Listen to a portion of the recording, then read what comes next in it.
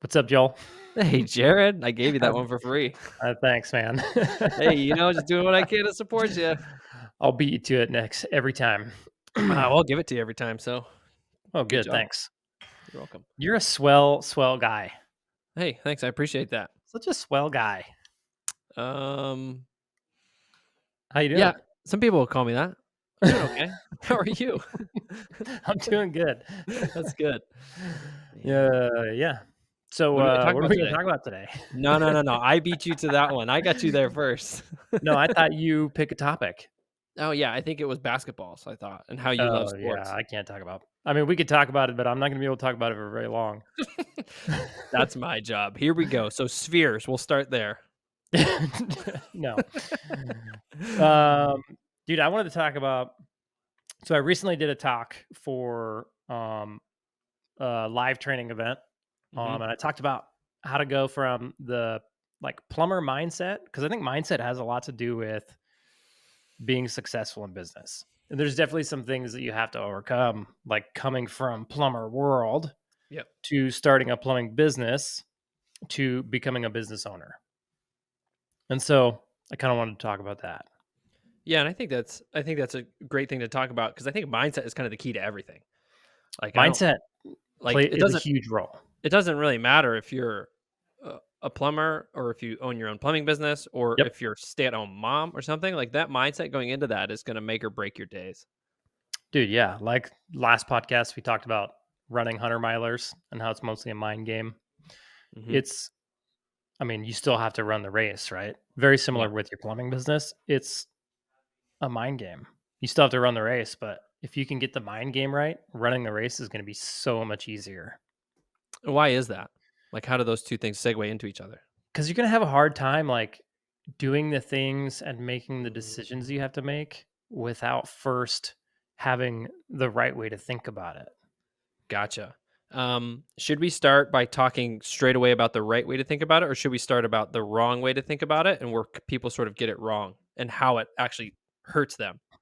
I kind of want to start with like, let's figure out like what is plumber mindset and what is business owner mindset. Okay, got it. Defining some terms. Yeah. Let's start with business owner. Okay. Okay. I have like one, two, three, four, five. I got six things. Okay. That Okay. kind of have defined that I've seen my mindset change in. Mhm. So, like, business owners need to be first concerned about the bigger picture. Sure. When you're looking at your business, you can't look at the nitty gritty details, the day to day. You have to look at that stuff, but ultimately, you need to be able to look at the bigger picture Mhm. and make decisions that are based on where you're going and where you want to be, right? And then business owners, they also need to be a little more data driven. So they need Mhm. to take the time to go look at the numbers, figure out what's actually going on, and make their decisions based on data instead of feelings. And that's something that, most plumbers aren't used to doing. Um, does that make sense? Yeah, I was just gonna ask, when you were a plumber, did you find that like, how would you make your decisions as just a plumber, not a business So, I owner? mean, I would think about things logically as a plumber, but I didn't understand Mm, tracking data and then using that data to go to realize what's actually happening in my business. It took me a long time to kind of figure that out. Like, oh, okay, I can go mm, back and look, and I can say we've billed this much time in our business over the last year on average. Well, that tells me this about my business, right? right. Versus before, I didn't really have that insight. It wasn't until I started going back and looking at the data that I was like, oh man, there's a lot of power. There's like a lot of insight to be had in the Mm, data, right? yes. And it's something I didn't know. I had to learn it for myself. Yeah, So because if I you guess can as if a you can look at plumber, that you're not from the really thinking that. no, not at all. You're not thinking that at all. Yeah, And because you I'm can trying even to go even think look of, like at how what would you as a plumber, like, what would you even think about? Like, what would be the data that you would think about? like just as a plumber, Yeah. you wouldn't think about the data. Yeah, You don't need the data in your day to day, right? because your So it's kind data of a is, "I got stuff here, I'm gonna do my job, which is this, and then if I finish it, that's my data." Did Yeah, a good job. I exactly. didn't finish it. Why didn't I finish it? Okay, that's my data. It's very Yeah, like day to day. it's more like self inner, looking at yourself rather Yeah, than looking at the data of other people or yeah, other gotcha, processes, right? gotcha. Yeah. Um, and probably the biggest one for most is business owners are focused on profit. Mhm, So they're not focused on creating a cool business. They're not focused on all this. Like at the end of the day, their main focus is profit mhm. because they understand that profit is what makes a business. Without Could profit, could you you don't have a define profit? business.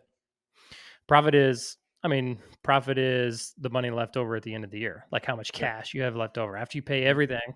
mhm. How much cash do you have, Gotcha. right? And And and then, I mean, I'm just gonna ask really dumb questions because I think they okay, could be helpful. And profit, because actually, I think these questions are helpful because if people aren't thinking in these ways, hmm then these questions might they might be thinking these questions, right? So it's like, why is it important to have profit? um, yeah. I mean, ultimately, you're in business to make money. Number one, that should be your number one goal. More freedom, more money. So if you're not making more money, you're likely not going to have more freedom. And then, profit at the end of the day, that's what makes a business able to reinvest in itself. That's what Mhm, makes a business able to, when they make up or when they make a mistake, to like go back and fix it. All that stuff kind of comes out of your profit, right? mhm, So if you don't have a profit and you're constantly like, there's never any money left over, it's going to be really hard for you to like go the extra mile for your employees, go the extra mile sure, for your customers, add on new equipment into your company to better serve your customers, to help your employees do their jobs. So it's a lose, lose, lose all around the board if you don't have any profit. right, Like not only are you not making the money you want to, but your business is going to struggle because you don't have the funds to make it thrive. right, Yeah. Um, so then another thing is, business owners, they're focused on mitigating risk. And mhm, that's part of where like your profit comes in. mhm, If you're profitable, it's less risky to be in business because you have money to kind of like back up that risk. Okay. mhm, mhm, sure, Yep. And then we've got systems and processes. Like a business owner is focused on systemizing, processing, creating a way for things to get done without them having to be there telling everybody how to do it every single time, every single day.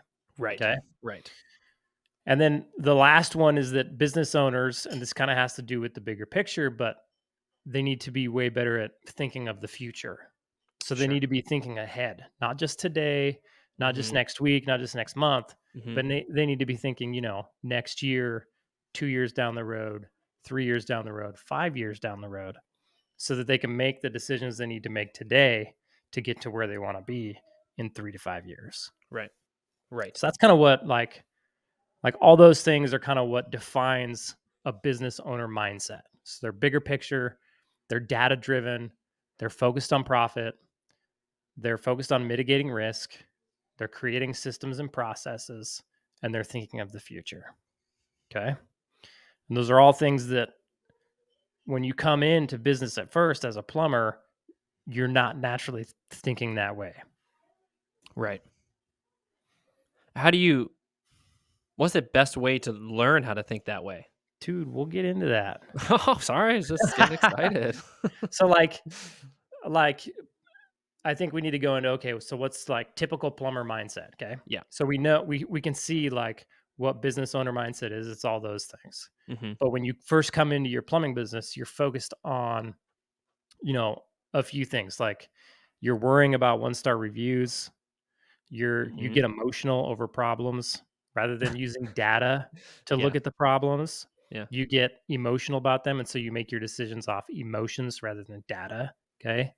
um, you worry about that one-star review because you're thinking about tomorrow. You're not thinking about the hundreds of thousands of five-star reviews you're going to get in the future. mhm, Um, and then you're stressing about little pieces of money. You're stressing about $1,000 here or five yep, thousand dollars there. yep, which makes sense in the beginning. But once you kind of get into the business owner mindset, you start realizing that these little chunks of money aren't as big of a deal, right? Right. And then they're only thinking about today, so they're not thinking about the future. They're not planning ahead 2 to 3 years. They're thinking, I got to get through today, right? Mm-hmm. Get the jobs done today. Mm-hmm. Sure. Yeah, Similar to their plumber mindset, where they're still approaching it like today's work is today's work, and then tomorrow's work will be tomorrow's work. exactly. Yeah. Yeah. And so you kind of need to make that shift in your mindset. And so then the question comes, like you asked, how do we intentionally make that mindset shift? Right. Mm-hmm. And so I know, like, you've probably heard people, like, it's you could talk about this all day long. Like, how do we intentionally change our mindset? Right. Like, how do we Yeah. work on our mindset? It's a really Yeah. hard thing to do. It is. And so I've thought about this like a ton. Okay. And so I think, like, looking back on the ways that my mindset changed, I think the best way to change your mindset, and you correct me if I'm wrong, but is just by doing the things that you need to do. Like, by forcing yourself to become the business owner and doing the work that forces you into a different headspace, you force yourself into a space of having to develop this different mindset Sure. of being a business owner. Yeah, I kind of think that's probably the only way to do it because I think if we don't follow up our thoughts with actions, then there's not anything affirming those thoughts, and Yeah. they're not going to make them sticky. You're not actually like working out your thoughts with your body, interacting with the world with your thoughts. They just remain in Yep. your head, and then they'll actually never come to fruition. They'll just be in there. Yeah, exactly. And I don't know, like, I don't know how to go about changing my mindset without actually actionably doing something. So to me, if I know there's Yeah. something that needs to be done, then I can do things that I know that business owners do, and then I will Mm, be forced to develop their mindset. yeah. Gotcha. Yeah.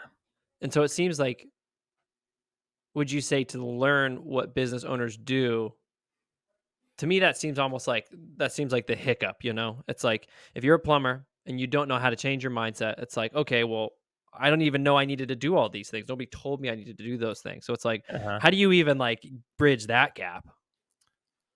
Like, figuring out what it is you need to do. Yeah, because we need to have the actionables so that the mindset shift can follow.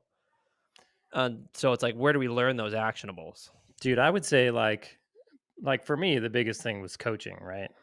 Like, having a coach to walk me through that. To I say, think okay, because I they actually can have see kind of like where your bad mindset is, and then they can say, totally. hey, think about it this way, or they can give you a different frame of mind to think about it, and then Hmm. say, so rather than looking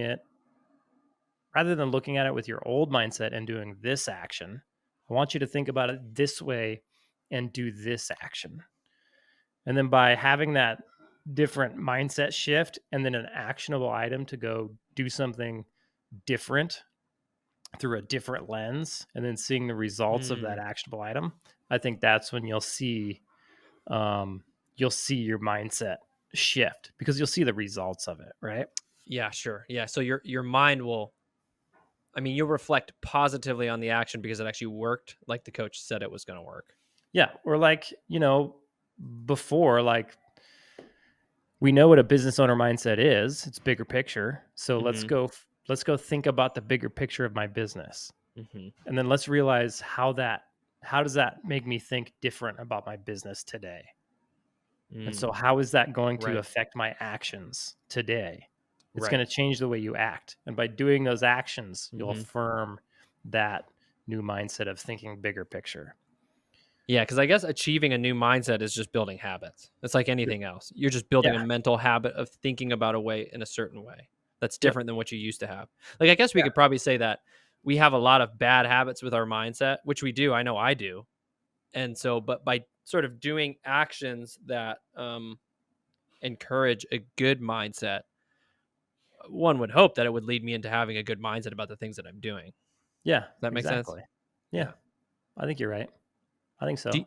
do you have an example of one of those mindset examples and switches that your coach led you to? I mean, so for me, there's a few things that I did that really helped shape the way I thought about stuff. Mm. Um, so I would say probably the first one, is knowing, like figuring out why you're in business, like where you're going and why you're in business, so that like what your ultimate goal is. Okay, Yeah. Yeah. Yeah. Yeah. like figuring out, like I wanted it so bad, right? I was willing to do anything to achieve it, right? Mm. It's like I knew my why, like deep in, but I didn't Mhm. really know, like I couldn't put it on paper. So getting Yeah. that out on paper, like really helps you be like, oh yeah, that's why I'm in business, right? Mhm. If you can figure out like what drives you to stay Mm. motivated, like what drives you, like why do you Yeah. want to be in business? Why do you want to achieve success in business? What's the end goal? And really think that through and write those down. Like that will help shift your mind because it'll force you to keep thinking further out, more long Mhm. term, because you'll Mhm. have that thing that you're going for, you know. And when going gets tough, you'll be able to be like, nope, I'm going Sure. here. I got to Sure. go here, right? And What it'll was shape. your why? So mine was like, you know, I wanted more freedom. I wanted Mhm. more Mhm. money. Yep. But ultimately, like what I really wanted was I wanted freedom to be able to go do what I wanted to do. Mhm. And then I'm really motivated by proving people wrong. And Mhm. so, like, I just wanted to prove people wrong. The- I mean, I know we talked about this before, but it's a Yeah. huge motivator for me of like, Yeah. I Mm. know that person doesn't think that I can do this successfully. So I'm going to go prove them wrong. That's a Mhm. huge motivator for me. I love doing that. Like Hmm. every bone in my body loves doing that. Yeah. You are a So, rebellious one, aren't you? yes. And I've been that way since I was a kid. So Yeah, that was totally. definitely like one of my huge reasons of, doing what I did. Yeah. It's that was like the one that just like kept me going in the thick of it. Yeah. But like big picture, not only do I want to prove them wrong, like just in this one thing, I want to like completely blow them out of the water Oh, yeah, to yeah, where yeah, there's totally. no doubt, Yeah, just like yeah. that I didn't get lucky, or that I just, I don't know, found some magic wand Sure. that I did that, right? Yeah. Yeah, yeah, Yeah. yeah. But I'd say for the most part, like that was my day to day, keep me motivated. But then like for the most part, it was the freedom. I was so tired of being poor. I was so tired Mm. of being stuck to somebody else's schedule. Mhm. And I was so tired of being a plumber. Like I just wanted to go do something else, right? I remember. I So know. so those three things for me. Like I want to make my own schedule, I want to do my own thing, I want the freedom to do what I want to do, and I want to make more money. Yeah. Those were mine. And What have Go ahead. I think most people can I think most people want more freedom and more Yeah. money. I kinda think so too. Those seems Yeah. to be like the the standard, especially when people go into entrepreneurial endeavors. It's usually, I want more freedom, I want more money, I don't want to work for somebody else. And Yeah. that's like usually what I hear. Yeah. But I do think that there's probably an because that's the easy thing to say, right? It's like, well, I want more freedom and more money. And like depending on Mhm. who you are, that really could be your thing. But like Yeah. you just alluded to, like it is your thing. But really at the end of the day, you being able to prove people wrong, like that to me seems like that was the really push. Like listening to you Oh talk yeah. about it, watching you talk about it, like those other things are like huge benefits. And Yep. obviously, yeah, we like those. But that Mhm. one thing was actually your real motivator. Oh And yeah. so I kind of think that people will get tripped up because they'll know they're supposed to have those freedom, money things. Yep. But in the back of their mind, they're like, yeah, but will I die for freedom and money? And like I No. feel like they need to have this other little thing in there that is personalized to them and like unlocking what that is. Like, dude, that 100%. because that's gonna be the secret sauce. And the other things are just gonna 100%. come with it. And so it's like finding what that is within ourselves, like however we do that. Like I I think I might already know the answer, but how did you figure out that that was your one motivator? Dude, The I knew it from the beginning. That's kind of what I thought because that's just sort of Like, how you operate. yeah, Huh. it's just I've known that about myself for a long time. And so I just knew like that, oh, okay. Yeah, I want money and freedom. Like that's Yeah. where I'm going. Yeah. But Everybody wants that. ultimately, I really wanna prove everybody wrong. Yeah, I wonder, because I gotta think that we all have some sort of trigger motivation, and it might be a set of trigger motivations. And I think like really finding those, I think is key to like embracing the business owner's mindset like fully, Oh, yeah. because Totally. it's a mindset that needs to be embraced fully. One, because if you don't, you're not going to be successful. You won't. Nope. And then two, because once you do, you will be unstoppable. Yep. Because what's fueling you is something so much more than just the material gain that you make. There is Yeah. something underneath it that you can stand on that is significant. Yeah, especially if it's like a character trait that Yeah. you know, my whole life has been I've had that character trait of kind of Right. this rebellious, "You don't tell me what to do. If you think I can't do this, watch out. I'm gonna do it, whether you Right. like it or not." And so that's just a character trait I've had my whole life. Like I was born that way, right? Yeah. And so it's just something that is super motivating to me. And Yeah, so it's I think you need to find those things like what really motivates you deep inside. yeah, what motivates you, but then also maybe look at some traits that you already have. Like think about the positive traits that you already have and then Mhm. really try to like don't discount those. Cuz I think what happens is people will look to business owners and they'll be like, "Well, I got to be like so and so."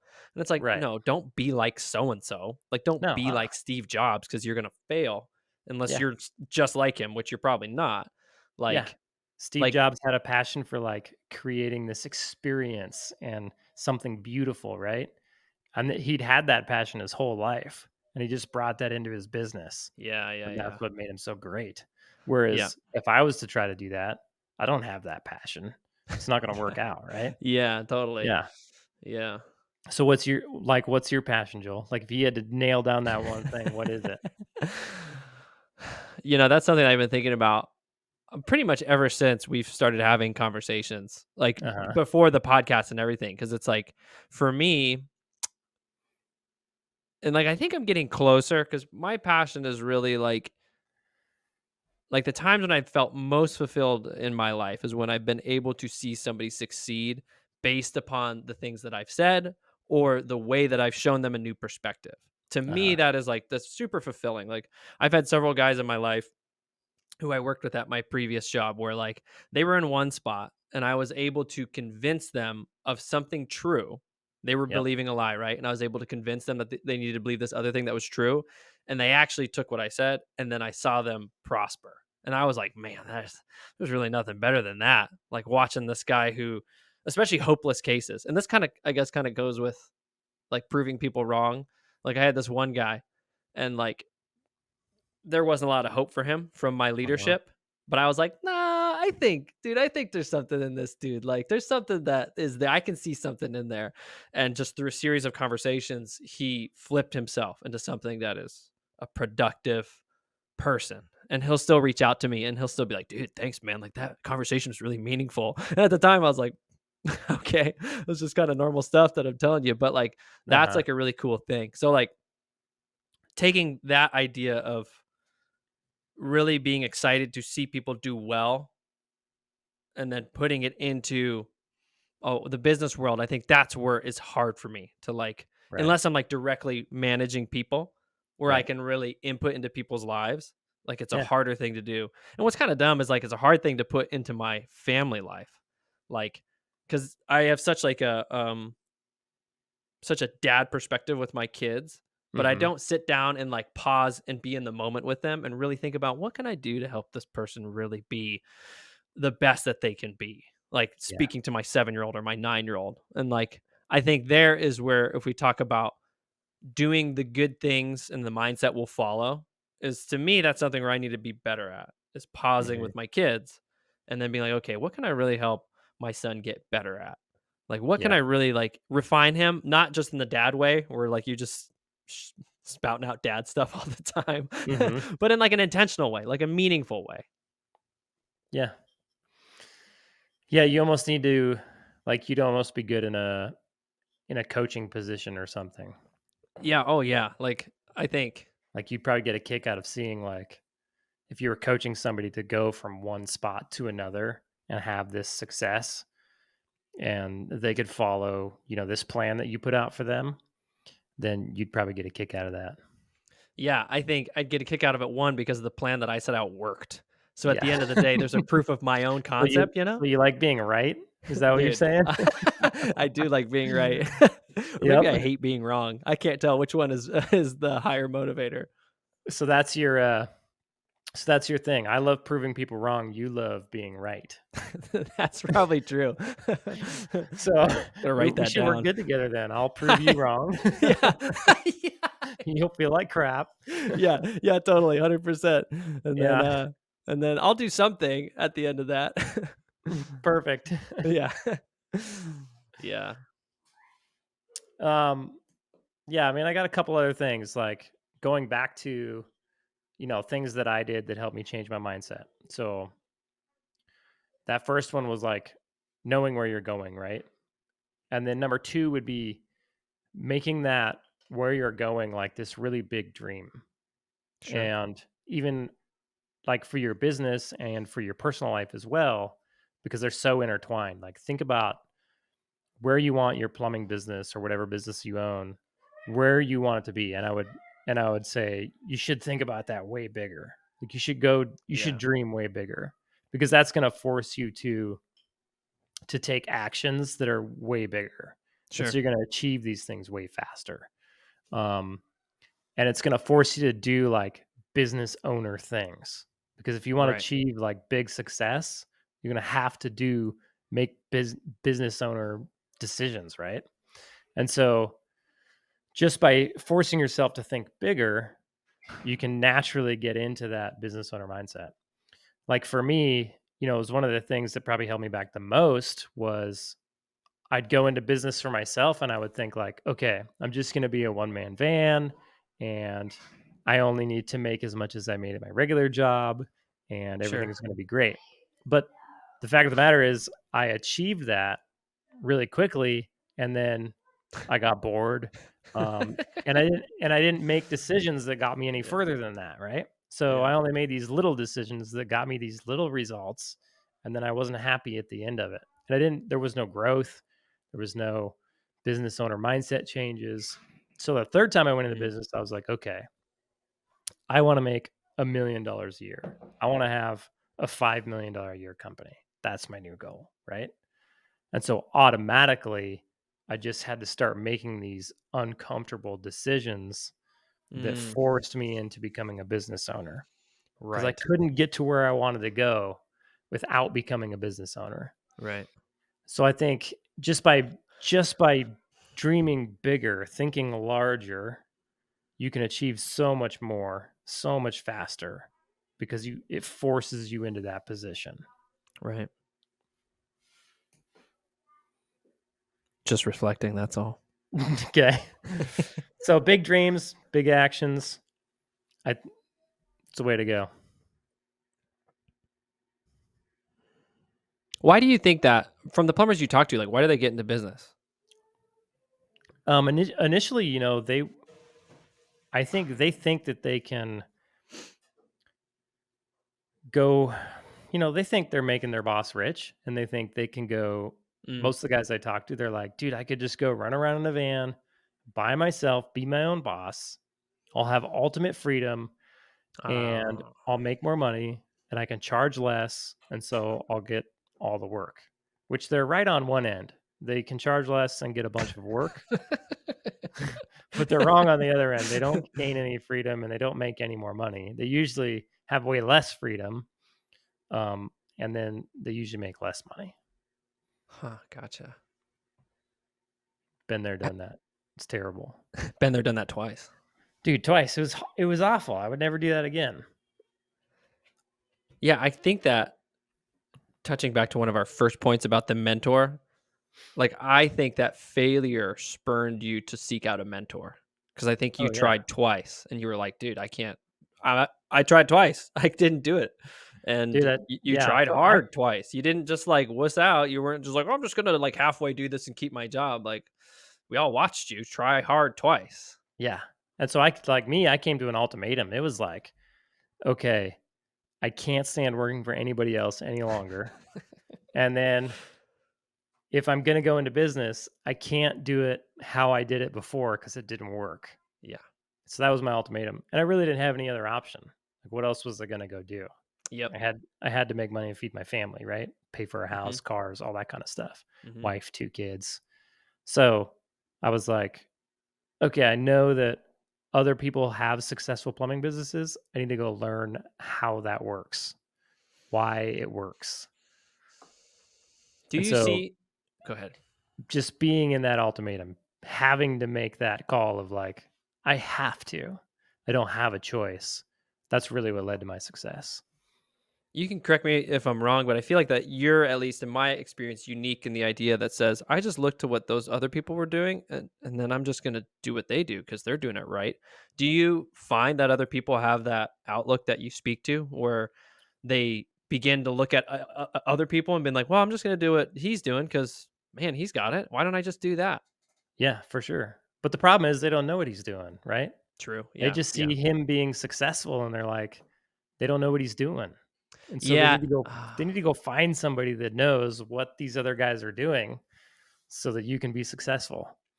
Yeah, and I think sometimes there's this limiting belief that says, okay, well, it's that person who's making that thing successful, which is true. Like there is definitely personality traits that will help you. Like, Yep. being a man of integrity is huge.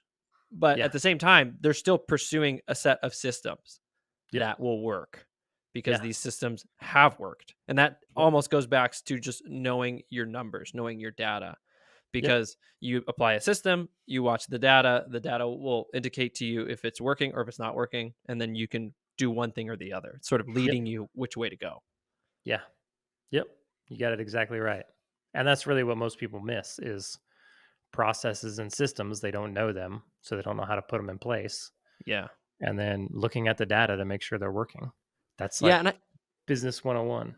I guess now that I'm thinking back on it, like you definitely did walk down the path of doing the things before your mindset switched, because I remember Oh having yeah. conversations with you, you're like, I gotta raise my prices. Oh dude, yeah. I don't know if you ever said the words, I don't really want to, but that was the vibe that I felt. But you also would follow that up. Again, I don't know if you ever said this, but it was, but I have to, because the Yeah. guy's telling me to, and Well, it's a that'd be struggle. I stupid mean, not to. it's hard to like until you see the data and you've been in the thick of it for a while, it's hard to wrap your head around like actually raising the prices. Like you don't fully believe in yourself yet Right. or you don't really know the value that you have. Right. And so it's hard to raise prices. And I see that across the board like with all the guys that I coach, they all struggle with the same thing Hmm. with actually charging what they're worth. Hmm. And that's just another mindset thing that just literally by actually just committing to raising your prices, you'll start to believe in it. Yeah. Yeah. So their limiting belief is really believing that they are not worth that service or that price, I should say. Yeah. Yeah. So they have a hard time believing that they're worth what they're charging. Like they don't understand, like, they have a hard time understanding how much a plumber who shows up in a van full of tools and parts is actually worth Mm.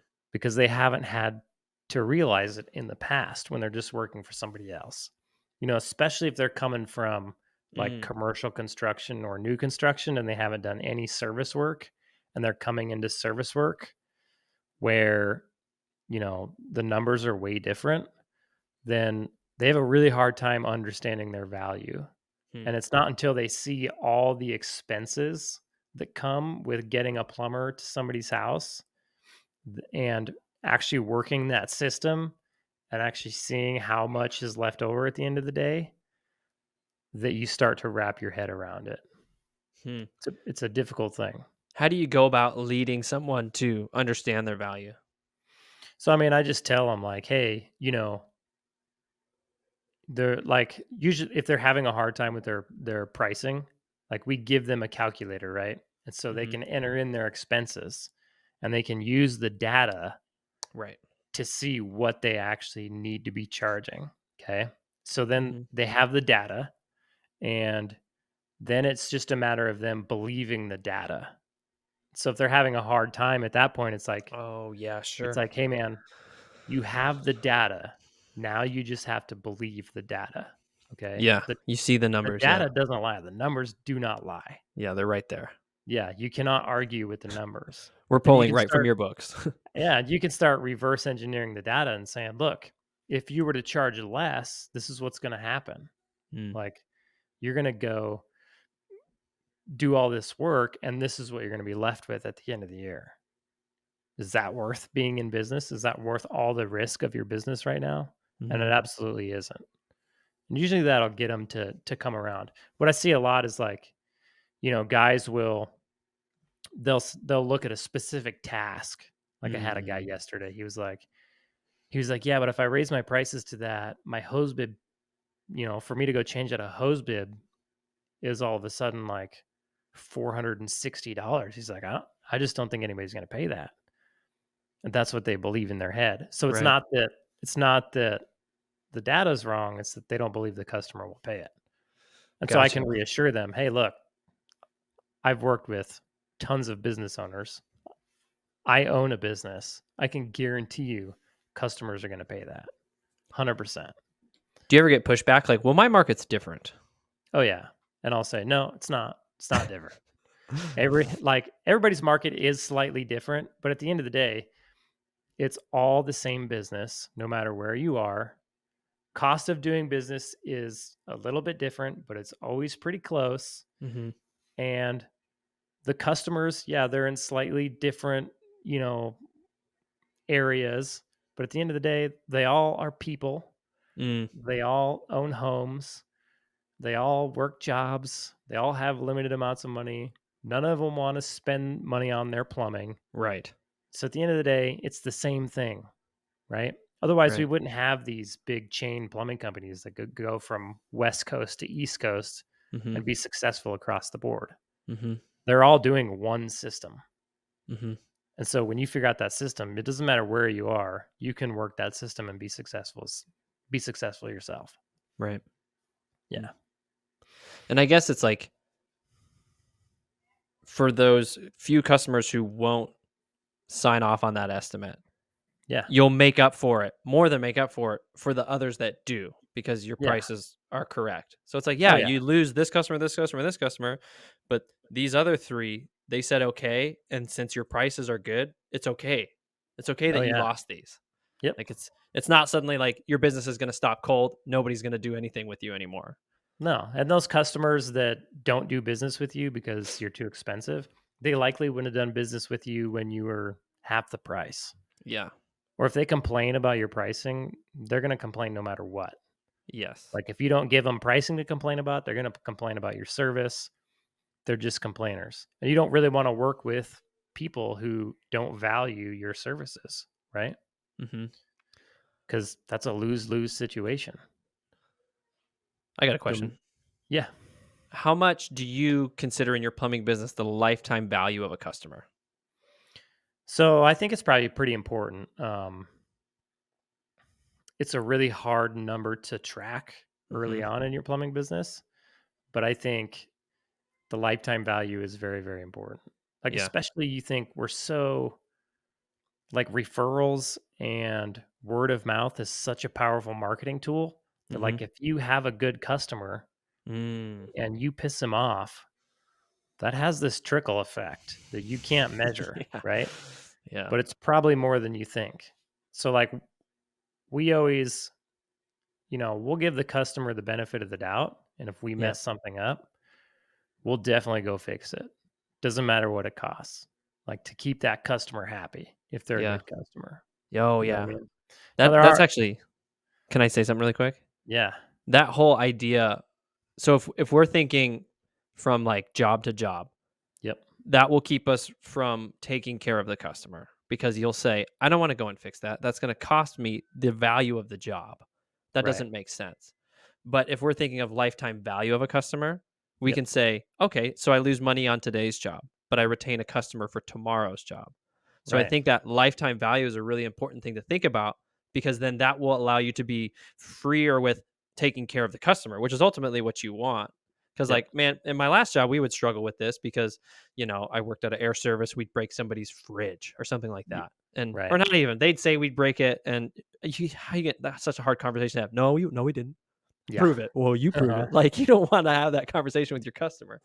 And so we'd always be like, okay, if I just spend the $900 to just give them a new fridge, Mhm. chances are I probably won a customer because a Yeah. lot of the times in my business, my competition wouldn't do that. Especially Right. if I did it quick. If I was like, "Oh, dang, your fridge is broken? Send me some pictures." "Oh, yeah, that looks hecka broken. Yeah, it looks like a forklift hit that. I don't know Yep. if it was mine, but you know what? Let me just get you a new fridge." And suddenly my lifetime value of that customer continues. Yeah, Like, and he probably went and told, 3 or 4 other customers, "Dude, I ship stuff through Wrights. There was a dent in my fridge, and they just replaced my fridge." yeah, and then those people are like, "Oh," and immediately what they do is they say, "My experience with somebody else was the opposite. I'm gonna try your guy." And so Yeah. I think that, like, if plumbing companies think in lifetime value of a customer instead of just a transactional, they will Yep. retain those customers, and it will just be a better system. They'll have better conversations. You're not gonna have CSRs and general managers arguing with people over these Yep. little nitty-gritty details and stuff. Yep. Yeah, like, I can give you a good example of that. We had a guy go to somebody's house, and he had a leak on a pipe, and in order to get access to this pipe, my guy should have taken the dryer and moved it. The dryer was in the way. But instead, he looked at it and it was all dented and dirty and nasty. And so he climbed up on the dryer to fix this leak in this pipe. Mm, Well, it was like a $300, $300 or $400 job. And at the end, the customer was like, "Hey, your guy was here fixing my leak and he dented my dryer." So I go to my guy and he's like, "Dude, the dryer was destroyed from the get go. Like, if I dented it, there's no way you could tell, right?" So rather than like fighting the customer over a $300 or $400 bill and denting his dryer, I said, "Pay- I'll buy you a new dryer, right?" I said, "Let me know what dryer you want. I'll find it. I'll get it delivered to your house." I think we spent $800 getting him a new dryer, had it delivered from Lowe's. We even went and helped him put it in, take mm, his old dryer out, took it to the mhm. dump. I just provided this awesome customer service for this guy. And since then, he has spent, probably $6,000 with our company. Yeah, And he's told his neighbor about us who spent money on us. So yeah. the value, like we spent $800 on a dryer, maybe a couple $100 in labor to go help him get it swapped out. But yet on the back end, we've made thousands of dollars just from that one interaction. And we'll never know how many thousands of dollars we made from that interaction. And then one Right. thing I think most people forget, dude, I got some of my uh Oh, dude. Oh, I think no. I think what most people don't think about is think about if I had told that guy, "No, screw you, we didn't dent your dryer. I'm not replacing it."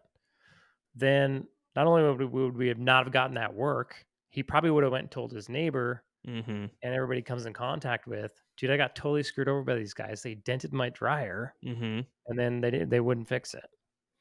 That And would then have every time negatively we would have lost money, right? So the money we're ahead is far beyond the money that we just made, right? Yep, and then after those things, because this is what I would do at Right Air Services, after we had those incidents, I would then look at my processes and procedures and been like, "Okay, let's not do that again because it's Yeah. not profitable, but Yep. if we can still profit from our losses, Yep. then we're doing good." Like, I think, again, like, going back to one of your Exactly. earlier points is keeping that profit in your mind Yep. and the bigger picture. Like, the day by day plumber is not going to look at a dented dryer like an opportunity for a long term customer. They're going to Right. look at a dented dryer like a pain in their ass, and they're just, oh, another thing. But it's like, no, no, no, there's an opportunity here. How can we serve this customer to flip them to our side Yep. and then retain them, make them very grateful for your service? Because again, like, that dented dryer in that house will just be a testament to the poor service you provided. Exactly. Likewise, that new dryer in that house will be a testament to the great service that you provided. Yep. So if there's ever a doubt, he'll be like, "Well, they did give me a new dryer. That was Mhm. pretty cool." Yep. Yep, exactly. All right, what's the To next point? to your point to your point of systems and processes, like right after that, um, Like, rather than going and yelling at my guy for a dryer, I created a training Yeah, about totally. standing on dryers. You don't and So he you we didn't have to yell at him because he knew. no, so we now have a process. If you go through our training, you'll hit one. It's like, don't stand on dryers or wash machines or customer countertops or equipment.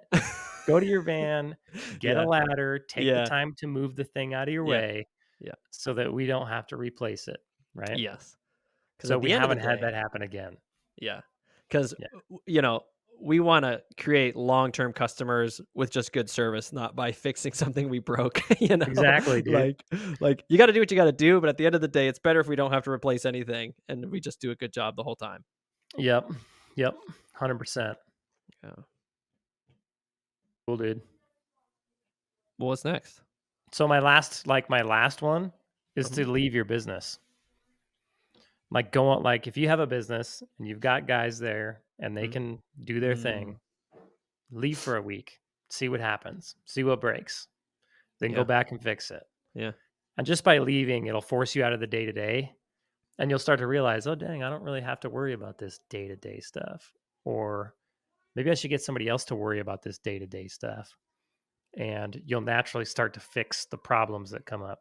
So you can leave for a week, or you could just leave for a few days, see what breaks, leave for a week, see what breaks, leave for a month, see what breaks, and then leave for 2 months, see what breaks, right? That's what I did.